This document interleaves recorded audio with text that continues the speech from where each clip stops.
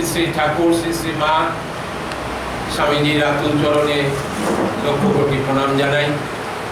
আজকে বড় পূর্ণ দিন, গণেশ চতুর্থী, গণপতি বাপ্পা মৌরিয়া।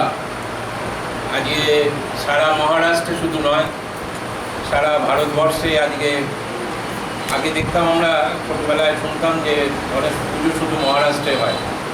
আজকে এবার কলকাতায় এত পুজো হচ্ছে, রাস্তাঘাটে ছোট ছোট জায়গায় যেখানে আমরা দেখতাম না সেখানেও দেখলাম এবার পুজো হচ্ছে। ভালো।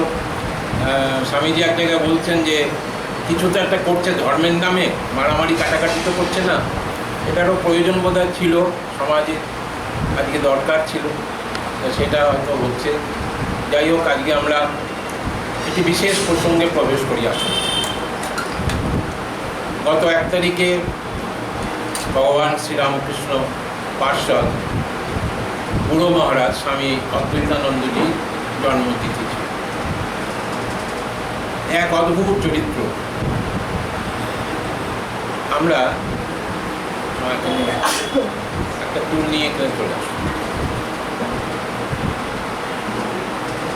আমরা যত বয়স বাড়ে, ছোটবেলায় যখন আমরা বলি যে এই ধর্ম কর্ম পুজো অর্চনা বয়সকালে হবে, আবার বয়স হয়ে গেলে তখন বলি আর শরীরে দিচ্ছে না। তারই বোধ একটা সঠিক উত্তর এইবার কলিযুগে ভগবান শ্রীরামকৃষ্ণদেব এক একটা চরিত্রকে এমনভাবে তিনি নির্মাণ করেছিলেন, এমনভাবে শিল্পীর তুলির টানের মতন যেন নিজে একজন বড় কারিগর বিশ্বকর্মার মতন তৈরি করে দিয়ে গিয়েছিলেন। তারই একটি অপূর্ব নিদর্শন হচ্ছে গোপাল দাদা স্বামী অদ্বৈতানন্দজি। স্বামীজির বুড়ো গোপাল 55 বছর বয়সে ভগবান শ্রীরামকৃষ্ণ সান্নিধ্যে এসেছিলেন। ভাবুন, 55 বছর বয়সে শ্রীরামকৃষ্ণ সান্নিধ্যে এসে তিনি আজকে আমাদের মনের মণিকোঠায় আগামী হাজার হাজার বছর যতদিন রামকৃষ্ণ, মা সারদা, স্বামী বিবেকানন্দ নামে সূর্য চন্দ্রমা উঠবে, ততদিন এই মহাপুরুষগুলোর নামও বোধহয় আমরা শুনবো, তাদের নিয়ে আলোচনা করব। কল্পনা করুন, একটি অতি গরিব দুঃখী বাড়িতে জন্মগ্রহণ করেছেন গোবর্ধন ঘোষের একমাত্র পুত্র গোপালচন্দ্র ঘোষ। তখনকার দিনে ছোটোবেলায়, এমনকি আমরাও ছোটোবেলায় যখন স্কুলে পড়ি তখন শুনতাম ঘোষ মানেই গোয়ালা, ঘোষ মানেই গরুর দুধ বিক্রি করে, গরুর দুধ দেয়, দুধ বিক্রি করে। তো গোবর্ধন ঘোষও তার এই পারিবারিক ব্যবসা করতেন। তিনি বিভিন্ন বাড়িতে বাড়িতে দুধ দোয়াতেন। বাড়িতে বাড়িতে দুধ দুয়ে যে প্রতিটা বাড়ির থেকে কোনো পয়সা পেতেন না, বাড়ির থেকে এক পোয়া করে দুধ তিনি পারিশ্রমিক হিসাবে পেতেন। সেই দুধগুলোকে জড়ো করে সেটা বাজারে হাটে বিক্রি করতেন। সেই পয়সা দিয়ে তিনি কিনে আনতেন চাল ডাল নুন তেল যেটুকু প্রয়োজন হয়। আর খড়ের ঘরে জল পড়ে, মা ছোট্ট শিশু ছোট্ট গোপালকে নিয়ে সারা রাত্রি তার নিজের আঁচল দিয়ে মুড়িয়ে বসে আছেন, যেখান দিয়ে সেখান দিয়ে জল পড়ছে, অঝরে বৃষ্টি হচ্ছে, শিশুকে রক্ষা করতে পারছেন না। কোনো রকমে তার একটু বড় হলো, 8-9 বছর বয়স হলো, তখন কলকাতা বলতে উত্তর কলকাতা, দক্ষিণ কলকাতার কোনো রকম কোনো অস্তিত্ব ছিল না। হয়তো 5 কিলোমিটার গেলে বা 5 মাইল গেলে হয়তো একটা লোকের বাড়ি দেখা যেত। আর ধুধু করছে মাঠ, চাষের মাঠ, হয় মাঠ নয় ভেড়ি, নয় পুকুর, নয় জলাজমি, এরকম একটা অবস্থা দক্ষিণ কলকাতা, যা আমরা আজকে দক্ষিণ কলকাতা যাকে বলি। এবং এমতো অবস্থায় তিনি, তার বাবার খুব ইচ্ছা হলো যে আমার ছেলেকে একটু পাঠশালায় পড়াবো। তাহলে পাঠশালায় কোথায় পড়াবেন, কোথায় তাহলে তাকে স্কুলে পড়াতে নিয়ে যাবেন? তখন গ্রামের পাঠশালা ছিল, পণ্ডিত মশাই তাদের, এমনকি পণ্ডিত মশাইকে দেবেন, পারিশ্রমিক দেবেন, সে পয়সাও তাদের ছিল না। বাবা কী করতেন, তাকে 2 সের করে চাল দিতেন। পণ্ডিত মশাইকে 2 সের করে মাসে চাল দিতেন যে তুমি আমার ছেলেকে একটু পাঠ শিখিয়ে দেবে, অর্থাৎ অ আ ক খ শিখিয়ে দিতেন, 1 থেকে 100 শিখিয়ে দিতেন। ধারাপাত নামটা শিখিয়ে দিতেন।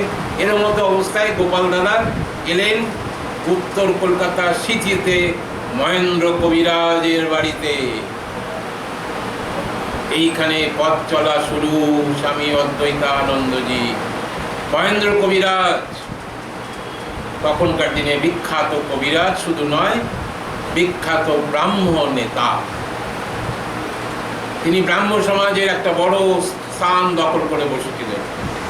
কেশবচন্দ্র সেনের দলের লোক, ভগবান শ্রীরামকৃষ্ণ সকাশে আসা যাওয়া করেন। মাঝে মধ্যে ঠাকুরকে এনে তিনি উৎসব করতেন, ঠাকুরকে এনে তিনি উৎসব করতেন। এই মহেন্দ্র কবিরাজের মাধ্যমে আরেকজনের সাথে আলাপ হয়, বেনি মাধব পাল, যার নামে আজকে বেনিপাল উদ্যান, রামকৃষ্ণ মিশন বেনিপাল উদ্যান। আমার সৌভাগ্য, আমি এখন মাসে ওখানে একটা দিন করে যাই। তো সেখানে গেলেই বুড়ো গোপালের কথা মনে হয়। তার স্ট্যাচু রয়েছে, ঠাকুরের স্ট্যাচু রয়েছে, বাড়ি সুন্দর জায়গা। প্রতিটি ধূলিকণা যেন মনে হয় অতি পবিত্র, অতি সুন্দর। সেই বেনিমাধব পাল তাদের অনেক রকমের ব্যবসা ছিল। তাদের একটি ব্যবসা ছিল চীনা বাজারে। কলকাতার চীনা বাজার খুব বিখ্যাত, আপনারা সকলেই জানেন। চীনা বাজারে একটা বিখ্যাত তাদের বড় নাম করা দোকান ছিল। সেই দোকানে বিক্রি হতো পেন্ট, রং, ব্রাশ, যেটা দিয়ে রং করে, তারপরে পাপোশ, এই সব জিনিস সেখানে বিক্রি হতো। আর এই গোপাল দাদাকে সেইখানে তিনি খানিকটা লেখাপড়া শিখিয়ে সেইখানে কাজে লাগিয়ে দিলেন। বলে, তুই ওখানে একটু কাজ কর, আমারও সুবিধা হবে। কী কাজ? 5 টাকা মাইনে। সেই কাশি এই সিটির থেকে চীনা বাজার অবধি প্রতিদিন হেঁটে যেতেন, প্রতিদিন হেঁটে ফিরতেন। কোনো দিন একটা পয়সা খরচ করে তার সাধ্য হয়নি বা তার কখনো ইচ্ছা হয়নি যে একটা পয়সা নষ্ট করে তিনি ভাড়া গাড়িতে, স্যাকড়া গাড়িতে তিনি ফিরবেন। তিনি প্রতিদিন ওইভাবে সকালবেলা যেতেন, আবার বাবুদের জন্য খাবার দাবার বানিয়ে নিয়ে যেতে হতো। আর বাড়িতে রাত্রিবেলা ফেরার পরে বেনিমাধব পালের একটা বড় গোয়াল ঘর ছিল, সেখানে অনেক গরু ছিল। সেই গরুদের আবার দেখাশুনো করতে হতো। সেই গরুদের খাওয়া, গোয়াল ঘর নোংরা হয়, গোয়াল ঘরকে পরিষ্কার করতে হবে, তাহলে গরুদের অসুখ করবে। সেই কাজটাও তাকে করতে হতো অনেক রাত অবধি। তারপরে আর পড়াশোনা করার মতন তার আর কখন অবকাশ হয়নি। স্বাভাবিকভাবে তিনি আর লেখাপড়া শিখতে পারলেন না। কিন্তু বেনিমাধব পাল একটা কাজ করলেন। যখন তার বয়স 21, 14 বছরের একটি সুলক্ষণা কন্যার সাথে তাকে বিবাহ দিলেন। যে তোর বাবা মা তোর কিছু করতে পারলো না, তোর জন্য আমি তোকে লাইফে একটুখানি সেটেল করে দিই, তুই তো আমার কর্মচারী, তো তোকে একটু লাইফে সেটেল করে দিই। সেটেল করতে গিয়ে তাকে বিবাহ দিলেন। বিবাহ দেওয়ার পরে দুর্ভাগ্যবশত 5 বছর বাদে তাদের কোনো সন্তানাদি হলো না, উপরন্ত স্ত্রী বিয়োগ হলো। গোপাল দাদা খুব ভেঙে পড়লেন। স্ত্রী বিয়োগ হওয়ার পরে তিনি ভাবছেন, জগৎ এতই অনিত্য, সংসার এতই অনিত্য, এখানে থাকবার কি প্রয়োজন আছে? আমার স্ত্রী চলে গেছে, আমারও চলে গেলে ভালো হতো। এরকম একটা যখন মানসিক অবস্থা, তখন মহেন্দ্র কবিরাজের বাড়িতে প্রথম সাক্ষাৎ ভগবান শ্রীরামকৃষ্ণের সাথে। ঠাকুর তাকে দেখেছেন, তিনিও ঠাকুরকে দেখেছেন। ঠাকুর তাকে দেখে চিনতে পেরেছেন, কিন্তু তিনি ঠাকুরকে দেখে চিনতে পারেনি। ঠাকুরকে প্রথম সাক্ষাতে তার সেরকম কোনো প্রতিক্রিয়া হয়নি, কিন্তু ঠাকুর একবার দেখলেই হলো। ঠাকুর যেখানে বসে আছেন তিনি আমাদেরকে দেখছেন, এটা বড় সত্য, ফলিত সত্য। সূর্য চন্দ্রমা যেমন সত্য তেমনি সত্য। তা তিনি দেখেছেন, প্রথম দেখাতে সেরকম সাক্ষাতে কিছু সেরকম কোনো প্রতিক্রিয়া হলো না। মহেন্দ্র কবিরাজ কী করলেন, ঠাকুরের কাছে গিয়ে ওনাকে একটু আলাপ করে দিলেন যে উনি খুব হতাশ। তখন ঠাকুর বললেন, জগতে জন্ম মৃত্যু ভেলকির খেলা, এই আছি এই নেই, নানা প্রশ্ন, নানা কথাবার্তার মধ্যে তার প্রথম প্রতিক্রিয়া কিছু বিশেষ হলো না। দ্বিতীয় সাক্ষাৎ, প্রায় 3 বছর বাদে দ্বিতীয় সাক্ষাৎ সেই মহেন্দ্র কবিরাজের বাড়িতে। দ্বিতীয় সাক্ষাতে সেরকম কোনো প্রতিক্রিয়া হলো না। অজগর সাপ ধরবে, সময় হলে তো ধরবে। অজগর সাপ ধরেছে আমাদের সকলকে, তাই আমরা এত রামকৃষ্ণ রামকৃষ্ণ রামকৃষ্ণ করি। হ্যাঁ, তৃতীয় সাক্ষাৎ স্বয়ং চলেছেন গোপাল দাদা ভগবান শ্রীরামকৃষ্ণ সকাশে। কি অপূর্ব ঘটনা, চুপচাপ মন দিয়ে চোখ বুজে শুনুন। ঠাকুর বলছেন, ঈশ্বরকে যে ভাবে সেথা সেথা সেটি অজ্ঞান, আর যে ভাবে হেতা হেতা সেটি জ্ঞান। এখানে সুন্দর একটি গল্প বলছেন শ্রীরামকৃষ্ণ, খুব মন দিয়ে শুনুন। একজন সাধু, তার মাঝরাতে তামাক খাওয়ার ইচ্ছা হয়েছে। কেমন, কি সুন্দর অপূর্ব গল্প। একজন সাধু তার মাঝরাতে, ভগবান শ্রীরামকৃষ্ণ মুখ নিঃসৃত গল্প।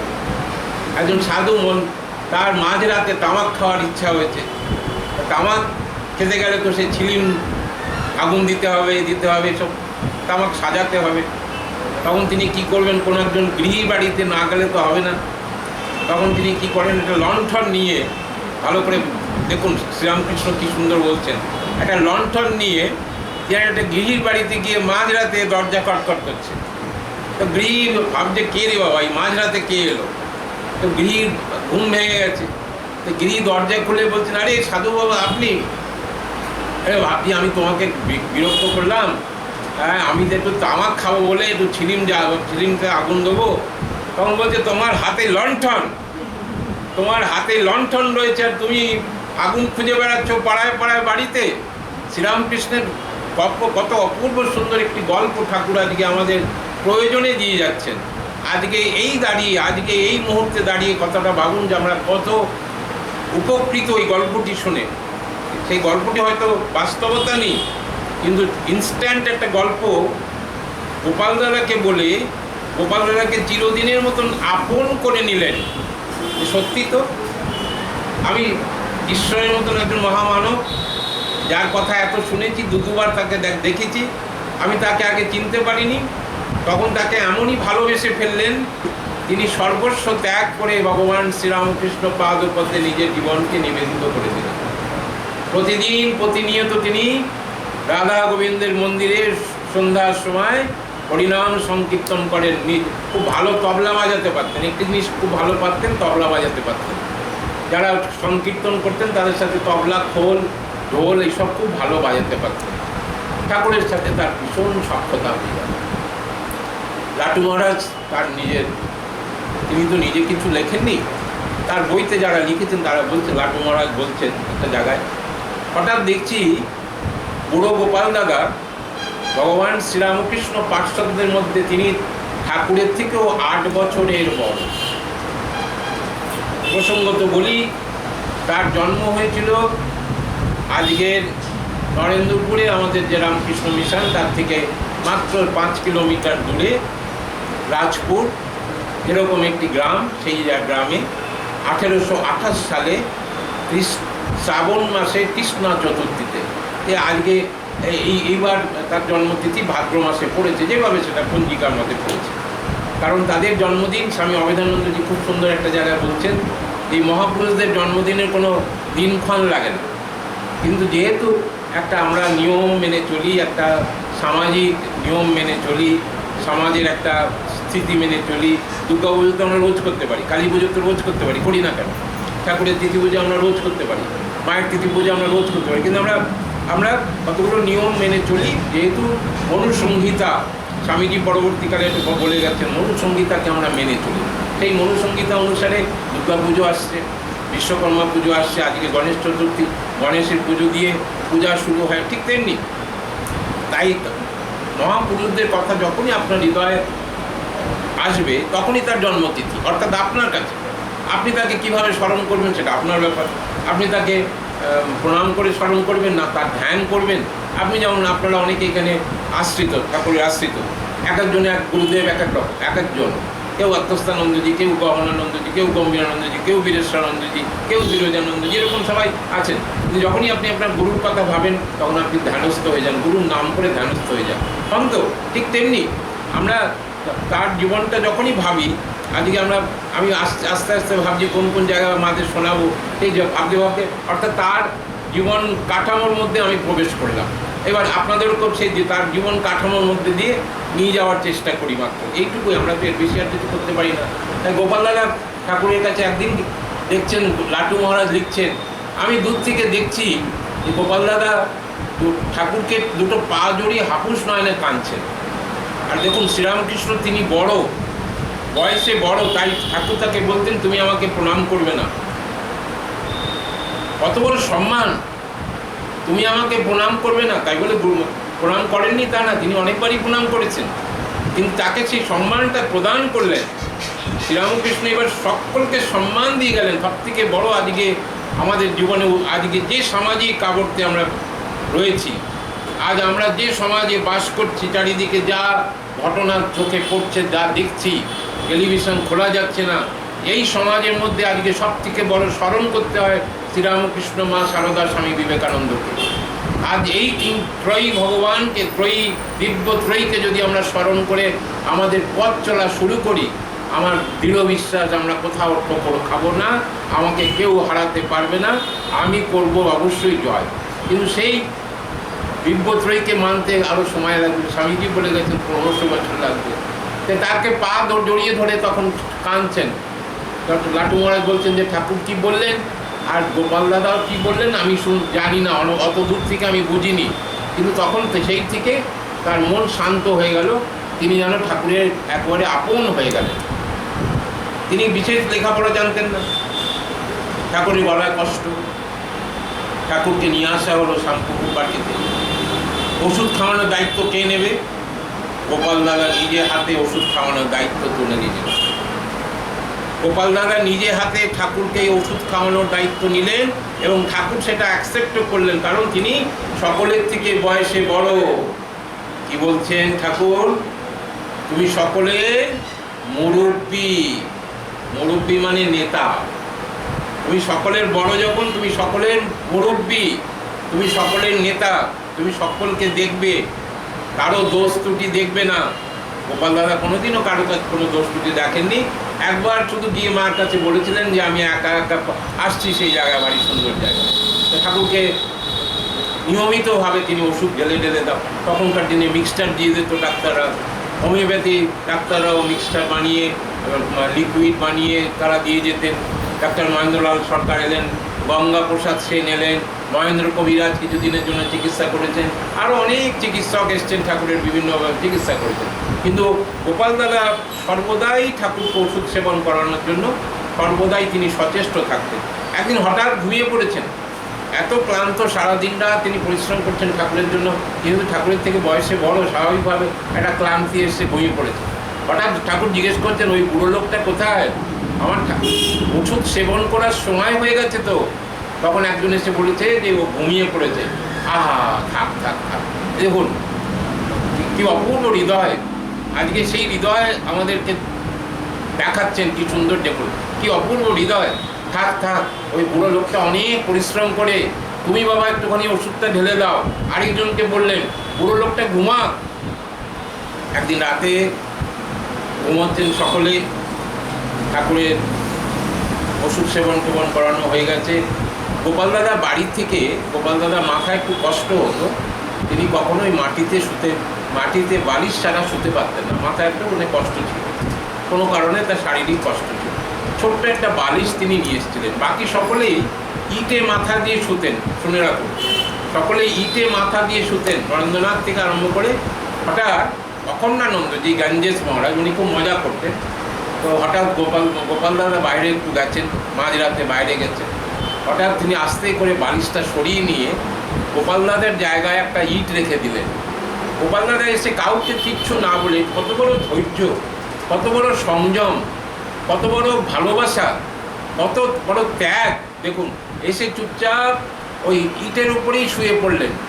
কখনো কাউকে বললেনও না যে আমার বালিশটা কোথায় গেল, বা অন্য আমার ভাইদের ঘুমের ক্ষতি হবে বলে তিনি কাউকে কিচ্ছু না বলে চুপচাপ ইটের উপরে শুয়ে পড়লেন। মুচকি মুচকি হাসলেন। সকালে উঠে গ্যাঞ্জেসকে বলছেন আমি জানি তুই এই কাণ্ডটা করেছিস, তুই ছাড়া এই কাণ্ডটা কেউ করতে পারে না। কারণ উনি এরকম মজার কাণ্ড করতেন। স্বামীজি ওকে লাতাতেন যে তুই এরকম কর, ওর পেছনে লাগ, এরকম করে স্বামীজি এইসব দুষ্টুমিগুলো করাতেন। অর্থাৎ সকলের মধ্যে একটা আনন্দের একটা হিল্লোল বইয়ে রাখতেন, যাতে ঠাকুরের গলার কষ্টের জন্য সবাই যাতে ভেঙে না পড়ে। অর্থাৎ ঠাকুরই যেন তাদেরকে আনন্দের মধ্যে রাখতেন। এরকম ভারী সুন্দরভাবে একটা অপূর্ব ঘটনা বলি। 11ই ডিসেম্বর 1885, ঐতিহাসিক ঘটনা, ঐতিহাসিক ঘটনা। এই দিনেই গোপাল দাদাকে ভগবান শ্রীরামকৃষ্ণদেব কৃপা করেছিলেন। কিভাবে কৃপা করেছিলেন? শ্যামপুকুর বাটির থেকে ভগবান শ্রীরামকৃষ্ণ রওনা হচ্ছেন। চিরদিনের মতন কলকাতা শহর ঠাকুর ছেড়ে যাচ্ছেন, ঘোড়া গাড়িতে করে যাচ্ছেন। জানলা খুলতে বারণ করছেন কচুয়ান, ঠান্ডা লাগবে, সাধুর গায়ে ঠান্ডা লাগবে, কিন্তু ঠাকুর পারলেন না। জানলাটা খুলে কলকাতাকে দেখছেন। অর্থাৎ এই শেষ ভিজিট, এরপরে তো আর কলকাতায় আসবেন না, কাশীপুর চলে যাচ্ছেন। আর তো ওইখান থেকে তার মহাপ্রস্থান হবে, আরেক রূপে শ্রীরামকৃষ্ণ প্রবেশ করবেন জগতে। তাই বলছেন শ্রী শ্রী মাকে, মা যখন জিজ্ঞেস করেছিলেন আমার জন্য কি রেখে গেলে, তোমার জন্য সংসারের জ্বালা, সংসারের জ্বালা রেখে গেলাম। কত বড় কথা দেখুন। আজকে আমরা সকলে সংসারী, কিছু না কিছু জ্বালায় সত্যি আমরা ভুগি। সংসারের জ্বালায় রেখে গেলাম, চিতা সাজিয়ে রেখে গেলাম, জ্বলে পুড়ে খাঁটি হও, আমি ফিরে আসবো তুমি হয়ে, আমি ফিরে আসবো তুমি হয়ে। তাই অনেকে অনেক সময় বলেন Sri Ramakrishna Ma Sarada two sides of one coin, two sides of one coin.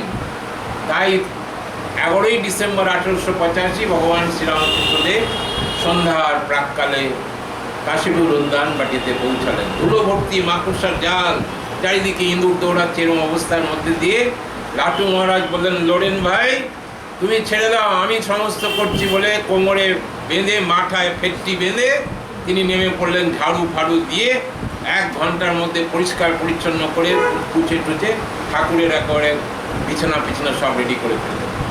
সেই সন্ধ্যার সময় যখন গোপাল দাদা ঠাকুরকে ঔষধ খাওয়াতে গেলেন, ঠাকুর তাড়াতাড়ি করে, তার বহুদিনের ইচ্ছা যে ঠাকুর আমাকে কিছু দিয়ে যান, ঠাকুর আমাকে কৃপা করুন। ঠাকুর কী করলেন, তার বাঁ পাটা তিনি বসে আছেন তার গায়ের উপরে তুলে দিলেন। অর্থাৎ শ্রীরামকৃষ্ণের স্পর্শ মানেই শ্রীরামকৃষ্ণের চিরদিনের মতন শ্রীরামকৃষ্ণের হয়ে যাওয়া। গোপাল দাদার যেন পুরোপুরি একটা আবরণের মধ্যে ঢুকে গেলেন, শ্রীরামকৃষ্ণের আবরণের মধ্যে ঢুকে গেলেন। যেন তার অপূর্ব একটা পরিবর্তন হলো। তার কোনো তিনি মেজাজ ছিল, তার ঠিক করতেন, সব রকমটা চলে গেল। তিনি হাসি মুখে সর্বদা কথা বলেন, সকলকে ভালোবাসেন, সকলের সাথে সুন্দর একটা ব্যবহার করেন। সেদিনকে যেন তিনি কৃপা করলেন। নরেন্দ্রনাথের খুব খিদে পেয়েছে, বলেছিলেন গ্যাঞ্জেসকে যে তুই, আমরা আজকে তো আর কিছু ব্যবস্থা করতে পারবো না।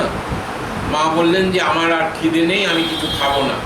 অর্থাৎ আমার সন্তানদের যখন কোনো খাবার নেই, আমি আর কি খাবো। ঠাকুরের জন্য একটুখানি দুধ ভাতের একটা মণ্ড তৈরি করে নিয়ে এসেছিলেন শ্যামপুকুর থেকে, সেইটাই ঠাকুরের খাওয়া হয়ে গেল, ওষুধ খাওয়া গেল। ঠাকুর শুয়ে পড়েছেন। তখন নরেন্দ্রনাথ তার পকেট হাতড়িয়ে দেখছেন মাত্র 4টে পয়সা পড়ে আছে। সেই 4 পয়সা লাটু মহারাজকে দিয়ে বললেন, যা বরানগরে যা পাবি নিয়ে আয়, আমরা ভাগ করে খাবো। এর মধ্যে দরজা খটখট করলো। দরজা খটখট করে দেখলেন একজন আপাদ মস্তক মুড়ি দেওয়া, সাদা মানে কম্বলের কভার দেওয়া, একজন আপাদ মস্তক মুড়ি দেওয়া, একটা সাদা কাপড়ে একটা ঝুড়ি বাঁধা লোক দাঁড়িয়ে আছে। তখন নরেন্দ্রনাথ বুঝতে পারলেন যে ও নিশ্চয়ই আমার গ্যাঞ্জেস। দৌড়ে গেলেন ওর হাতটা ধরতে, হাতটা দেখছেন গায়ে পুড়ে যাচ্ছে, গায়ে জ্বরে তার পুড়ে যাচ্ছে। বলে তুই এত জ্বর নিয়ে এলি? বলে কেন, তুমি বলেছো যে খাবার নিয়ে আসতে, তাই এত দেরি করলি কেন? বলে আমি হাঁটতে আস্তে আস্তে এলাম। কেন, আমি তোকে বলেছিলাম তুই শেয়ারের গাড়িতে আসবি, সেই 1 পয়সাও খরচা করবেন না। স্বামীজির 1 পয়সা খরচা করলেও সেটা স্বামী ঠাকুরের যদি কোনো প্রয়োজনে লাগে, তিনি 1 পয়সাও খরচা করবেন না। সত্য অনুসন্ধানী ভগবান শ্রীরামকৃষ্ণ দেখুন, তিনি তাকে বলে দিয়েছিলেন, তার সত্ত্বেও তিনি 1 পয়সা নষ্ট করলেন না। তিনি এত সব খাবার নিয়ে এসছেন, কিন্তু তিনি কিছু খেতে পারবেন না। তখন বলছেন যে তুই আয় গঙ্গা, গ্যাঞ্জেস তুই আমাদের সাথে খা। গঙ্গাধর মহারাজকে গ্যাঞ্জেস বলতেন মজা করে। বলে না, আমি কিছু খেতে পারবো না, আমার সারা শরীর কাঁপিয়ে জ্বর আসছে। তখন স্বামীজি বলছেন, তাই তো, দেখো তো মায়ের রন্ধনশালায় একটু দুধ পাওয়া যায় নাকি। রন্ধনশালায় মাকে দুধ পাবে কোথা দিয়ে? মা তখন বিশ্রাম করতে চলে গেছেন, কিছু না খেয়ে একটু জল খেয়ে শুয়ে পড়েছেন। গঙ্গা শুধুমাত্র মার সাথে কমিউনিকেট করতেন মা ভাসুর জ্ঞানে। অদ্বৈতানন্দজি গোপাল মহারাজকে অত্যন্ত ভালোবাসতেন, অত্যন্ত শ্রদ্ধা করতেন ভাসুর জ্ঞানে। তার সাথে শুধু কথা বলতেন আস্তে আস্তে, তাও ঘোমটার আড়াল থেকে। ভাবছেন যে আস্তে আস্তে পা টিপে টিপে যায়, নাহলে মার ঘুম ভেঙে যাবে। তখন গিয়ে দেখছেন একটু আলো আলো, সে কী ব্যাপার? গিয়ে দেখছেন মা একটা কাঁসার বাটিতে করে কাগজ জ্বালিয়ে দুধ গরম করছেন। জগৎজননী বিশ্বজননী তিনি জানতেন গঙ্গাধর আসছে, তার জন্যে দুধ গরম করছেন। গ্লাসে ঢেলে গঙ্গাধর মহারাজের হাতে দিয়ে বলেছেন, গোপাল দাদা তুমি এই দুধটা নিয়ে যাও, গঙ্গাধরকে খাইয়ে দাও। মা কি করে জানলেন? মার কাছে কোনো খবর ছিল না। মা অন্তর্যামিনী মা, বিশ্বজননী মা, আমাদের আরাধিতা মা, আমাদের করুণাময়ী মা, আমাদের সকলের ভালোবাসার মা। তিনি এক গ্লাস দুধ দিলেন, তিনি হাতে করে কাঁপতে কাঁপতে এনে নরেন্দ্রনাথকে বলছেন, মা দেখো দুধ দিলেন। মা কি করে জানলেন? সবাই মাকে মাতৃরূপেণ সংস্থিতা বলে চিৎকার করে মাকে প্রণাম করতে আরম্ভ করলেন। সেই দিনই, সেই ঐতিহাসিক দিনেই ভগবান শ্রীরামকৃষ্ণদেব গোপাল দাদাকে কৃপা করেছিলেন। চলে গেলেন ঠাকুর। গোপাল দাদা কোথায় যাবেন? এর মধ্যে আরও সুন্দর দুটি ঘটনা আছে, আমি আসছি তার মধ্যে। একদিন দেখেন ঠাকুর গোপাল দাদা একটা পুটুলি নিয়ে সামনে গঙ্গা স্নান, 15ই জানুয়ারি 16ই জানুয়ারি এরকম সময় গঙ্গা স্নান হয়, আপনারা সকলেই জানেন। জানুয়ারি মাসে প্রথম দিকে দেখছেন ঠাকুরের ঘরে একটা কাঠের পাটাতনের ওপরে গোপাল দাদা একটা বড় পুটুলি রাখছে। গোপাল দাদা একটা নেশা ছিল বেড়ানোর। মাঝে মধ্যেই ঠাকুরকে বলতেন, আমি একটু ঘুরে ঘেরে আসি, এই কথাটা উচ্চারণ করতেন। ঘুরে ঘুরে ঠুরে আসি আমরা বলি তো, আমরা বলি ঘুরে ঘেরে আসি, উনি বলতেন ঘুরে ঘেরে আসি। এই কথাটা আমাদের কথামৃততে আমরা বিভিন্ন জায়গায় পাই। আমি একটু ঘুরে ঘেরে আসি। ঠাকুর বাধা দিতেন যে তুমি কোথায় ঘুরতে যাচ্ছ, কোথায় কেন শুধু শুধু কষ্ট পাবে। তাও তিনি বহু জায়গায় কেদারনাথ, বদ্রীনাথ, বহু জায়গায় ঠাকুর চলে যাওয়ার পরে উনি জায়গায় ঘুরেছেন। ঠাকুর থাকতেও অনেক জায়গায় ঘুরে এসছেন। এবার বলছেন ঠাকুর বলছেন পুটুলিতে কি আছে? ঠাকুরের কি কৌতূহল? ঠাকুরের কৌতূহল নয়, এটি রামকৃষ্ণ মঠ মিশনকে প্রতিষ্ঠা করে যাচ্ছেন ভগবান শ্রীরামকৃষ্ণ স্বয়ং। স্বয়ং ভগবান শ্রীরামকৃষ্ণ দেব প্রতিষ্ঠা করে যাচ্ছেন জগৎ সমক্ষে আগামী দিনে রামকৃষ্ণ মঠ মিশন। তোমার পুটুলিতে কি আছে? হাসতে হাসতে বলছেন, মুচকি মুচকি হেসে বলে, আমি তোমার জন্যে অনেক দিন ধরে মানত করেছি। আমার জন্যে মানত করেছো? বলে হ্যাঁ, তুমি যাতে সুস্থ হয়ে যাও, তাই আমি 12টা গেরুয়া, 12টা রুদ্রাক্ষের মালা, 12টা চন্দন কাঠ আমি এই গঙ্গার ঘাটে যেসব সাধুরা আসবে তাদের মধ্যে গিয়ে বিলি করব। সাধুদের দিলে আমার পুণ্য হবে, আমার পুণ্যতে তোমার পুণ্য হবে, তুমি সুস্থ হয়ে যাবে। ঠাকুর গম্ভীর হয়ে গেলেন। ঠাকুর গম্ভীর না হলে তো গোপাল দাদা অ্যাকসেপ্ট করবেন না। এমনি গোপাল দাদা তিনি সকলের বয়সে বড়, আবার ঠাকুরের থেকেও বয়সে বড়। তাকে কনভিন্স করতে গেলে ঠাকুর গম্ভীর হতে হবে। এই কি দেখুন ম্যানেজমেন্ট, শ্রীরামকৃষ্ণের ম্যানেজমেন্ট যদি আজকে জগৎ নেয়, আর কোনো ম্যানেজমেন্টের দরকার নেই। কি অপূর্ব ম্যানেজমেন্ট! ঠাকুর গম্ভীর হয়ে বলছেন, তুমি তো সাধু খুঁজতে যাচ্ছ, আমার যে ছেলেরা তার থেকে বড় সাধু কোথায়? এই যেই না বলা, গোপাল দাদা 360 ডিগ্রি অ্যাঙ্গেল ঘুরে গেলেন। কি তাই তো এত সব মহাপুরুষ এখানে থাকতে, এবং সব মহাত্যাগী সন্তানেরা থাকতে আমি সাধু খুঁজতে যাচ্ছি। হাপুস নয়নে কাঁদতে কাঁদতে ঠাকুরের দুটি পা ধরে হাপুস নয়নে কাঁদতে আরম্ভ করলেন। আর সেই পুটলিটা ঠাকুরের পায়ের সামনে রেখে দিলেন।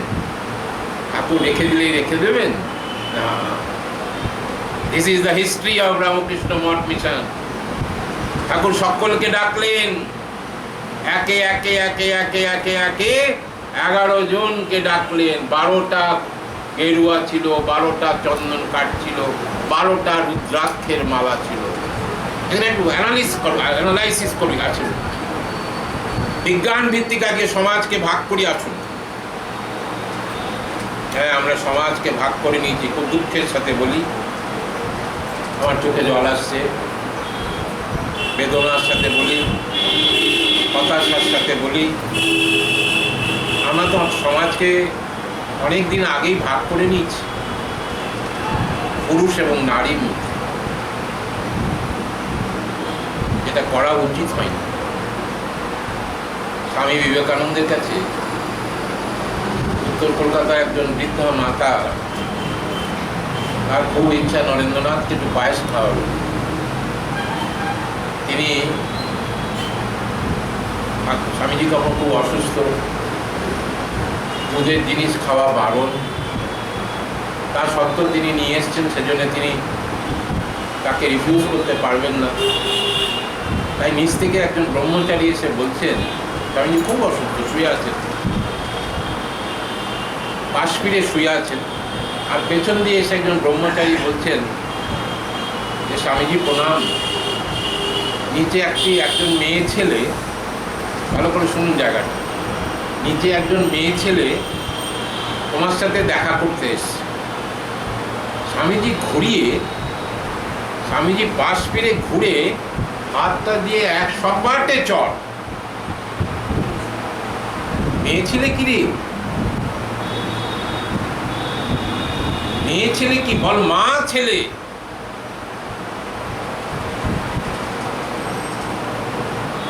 মেয়ে মানুষ, মা মানুষ বলতে পারিস না? গরিমা বলেছিলেন।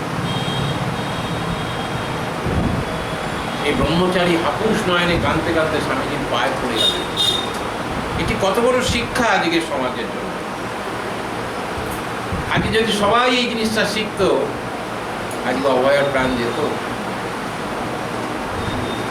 আজকে দিল্লি নির্ভয়ার প্রাণ যেত, বিলকিস বানুর প্রাণ যেত।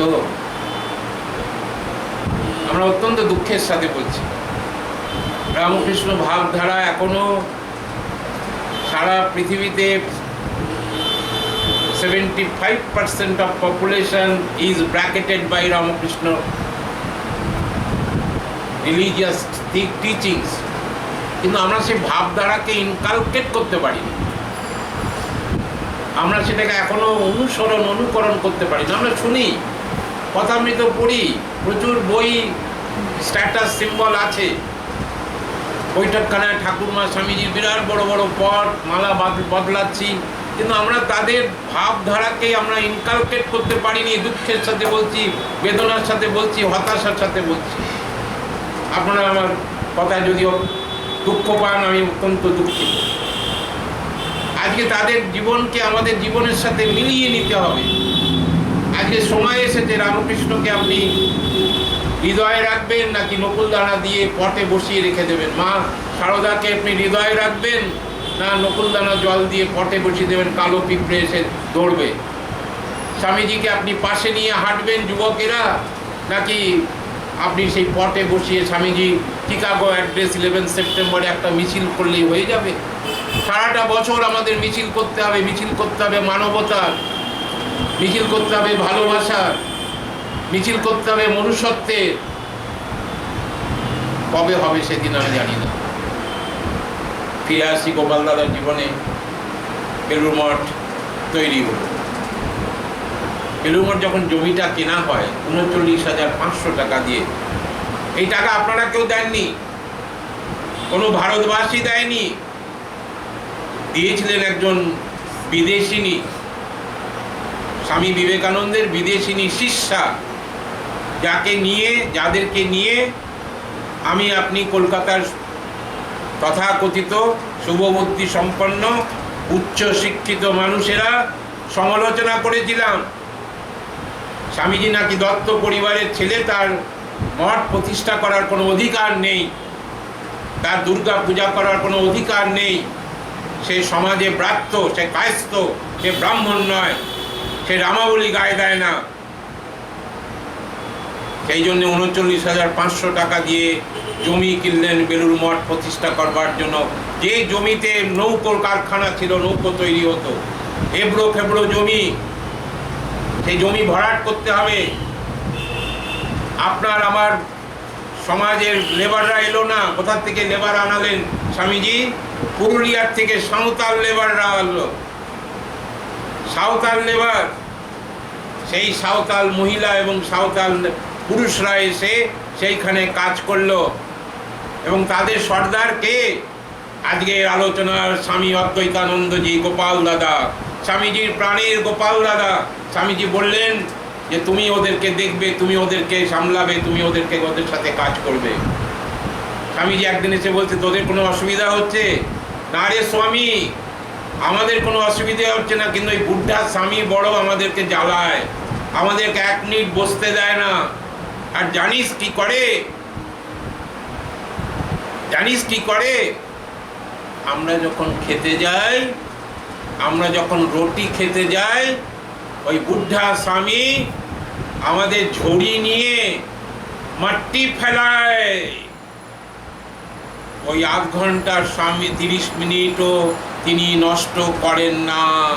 সেই 30 মিনিট সময়ও তিনি ঝুড়ি করে তাদেরকে ছুটি দিয়ে মাথায় করে মাটি ফেলে, মাটি বেলুর মঠে আজকে যেখানে আপনারা গিয়ে হাঁটেন, ঠাকুরের জমিতে হাঁটেন, সেই জায়গায় প্রতিটা ঘাসের মধ্যে স্বামী অদ্বৈতানন্দজির নাম লেখা আছে।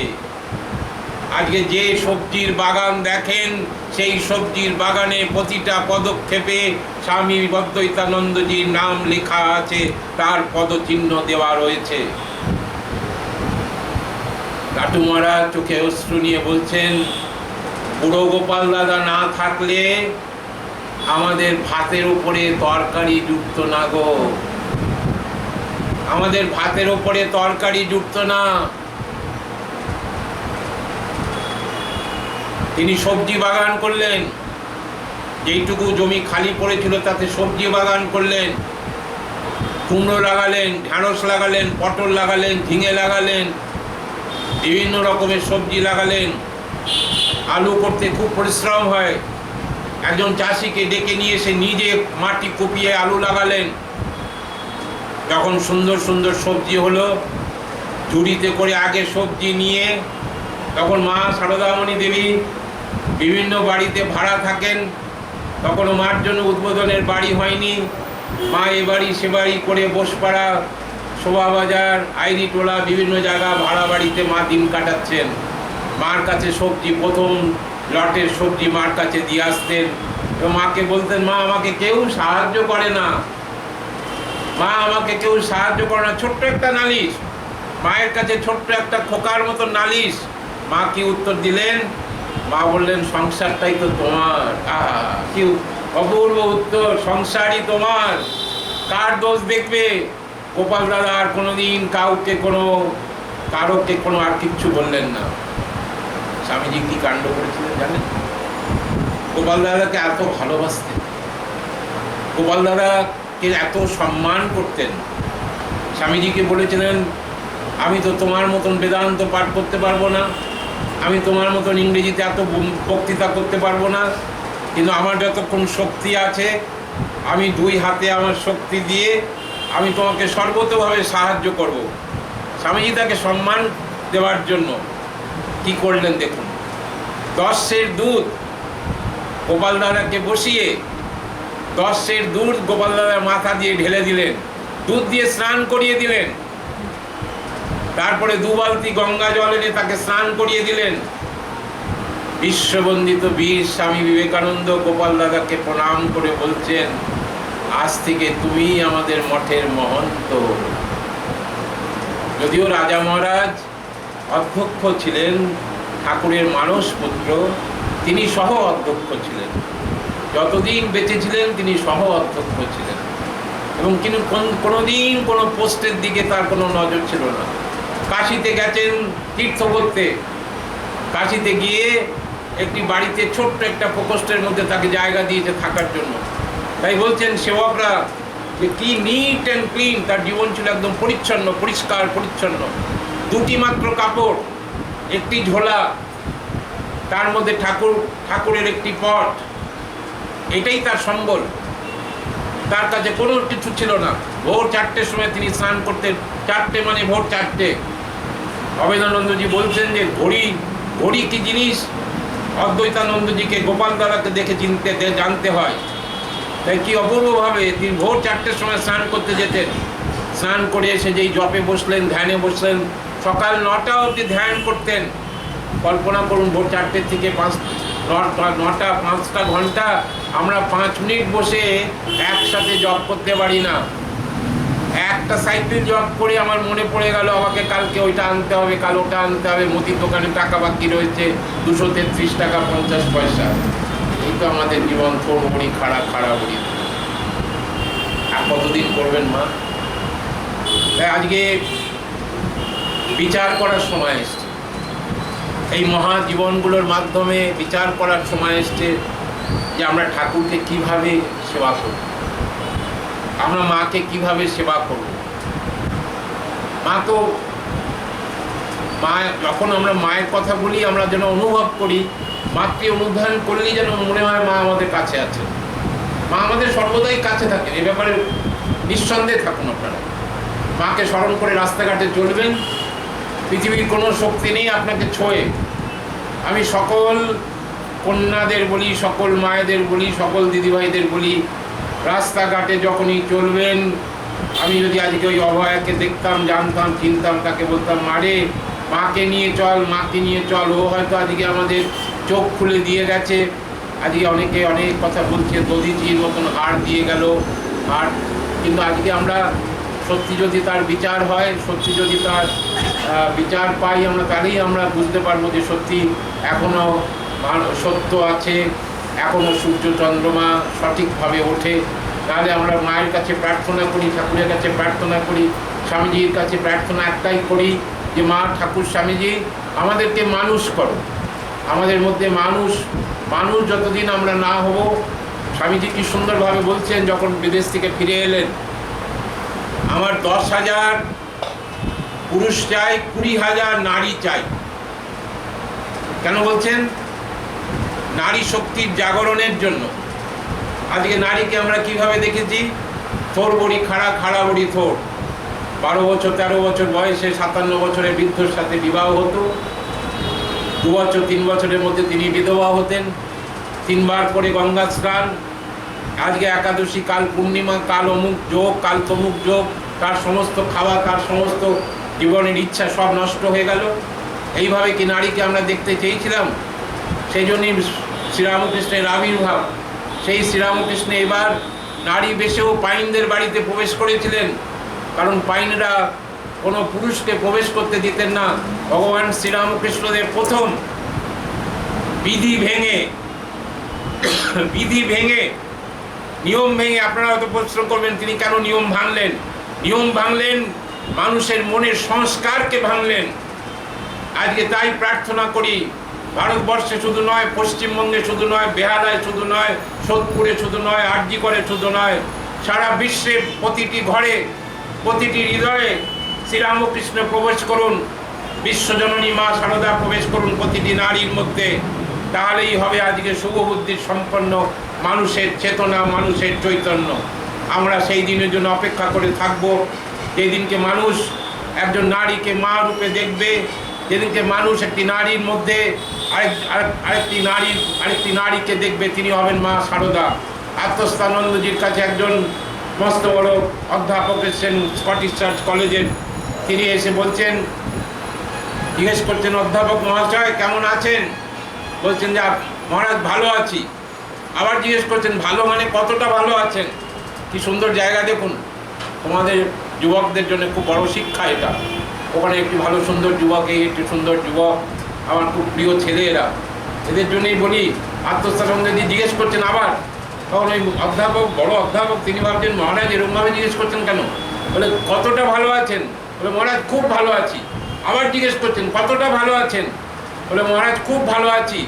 বলে শুনুন, চিৎকার করে উত্তেজিত হয়ে বলছেন আত্মস্থানন্দজি, যেদিন সকল মানুষের মধ্যে, সকল নারীর মধ্যে রামকৃষ্ণকে খুঁজে পাবেন, সেই দিন বলবেন ভালো আছি, তার আগে বলবেন না ভালো আছি। কত বড় কথা! আজকে মনে হয় আরজি করের সামনে মাইক নিয়ে এই কথাটা বলি সকলকে, সকলের মধ্যে খোঁজো। তাই 12th গেরুয়া বসন রেখে গিয়েছিলেন মদ্যপ, মাতাল, চরিত্রহীন, ধর্ষক, তাদের জন্য শ্রীরামকৃষ্ণ গিরিশ ঘোষের মধ্যে দিয়ে আজ আমরা সকলেই একজন করে গিরিশ অন্বেষণ করছি, রামকৃষ্ণকে খুঁজে বেড়াচ্ছি পথে ঘাটে, মিনি বাসে, অটো স্ট্যান্ডে, টোটো স্ট্যান্ডের মধ্যে খুঁজে বেড়াচ্ছি শ্রীরামকৃষ্ণকে। আমরা শ্রীরামকৃষ্ণকে ফেলে হাতে লণ্ঠন নিয়ে দরজায় কড়া নাড়ছি, আমাকে ছিলিমের জন্য আগুন দাও, হাতে আমার লণ্ঠন রয়েছে। তাই আজকে প্রয়োজন, ঈশ্বর আজকে হেতায় হেতায় আছে, ঈশ্বর সেথায় সেথায় নেই। এই হেতায় হেতায় করতে করতেই প দিয়ে আবার হৃদয়, এই হৃদয়ে প্রবেশ করবেন শ্রীরামকৃষ্ণ। সেদিন হয়তো আর বেশি দিন নেই। আমরা একদিন আসবে, আমরা দেখতে পাবো সমস্ত মানুষ, তারা মানব জাতি। কবে হবে জানি না, কিন্তু হবেই এই বিষয়ে আমি নিশ্চিত। কারণ এই কথাটা স্বামী বিবেকানন্দ বলে গেছেন চিকাগো মহাধর্ম সম্মেলনে, তার 5th লেকচারে। এমন একদিন আসবে সমস্ত মানুষ, নারী পুরুষ নির্বিশেষে, ধনী নির্ধন নির্বিশেষে, জাতপাত নির্বিশেষে সমস্ত মানুষ হয়ে উঠবেন রামকৃষ্ণময়, রামকৃষ্ণময় এবং রামকৃষ্ণময়। সেই দিন হবে পৃথিবী পবিত্র, প্রতিটি ধূলিকণা হবে পবিত্র। জানি না কবে হবে, কিন্তু আমরা আজকে বিবেক ভারতীর পতাকা তলে আজকে শপথ নিয়ে আসুন যে আমরা সারাদিনে ভাব মুখে থাকবো, আমরা সারাদিন সমস্ত কাজ করব এক হাতে, আরেকটি হাত আমরা ঠাকুর মা স্বামীজির পায়ে রাখবো। অর্থাৎ ঠাকুরকে বলে গিয়েছিলেন স্বামী সত্যানন্দজি, বারবার বলছেন, ঠাকুরকে বলেছিলেন মা ভবতারিণী, যে তুমি জিজ্ঞেস করছেন ঠাকুর আমি কি করব তাহলে, আমাকে যে তুমি আমাকে সব দিলে, তুমি ভাব মুখে থাকবে, সারাদিন সমস্ত করবে।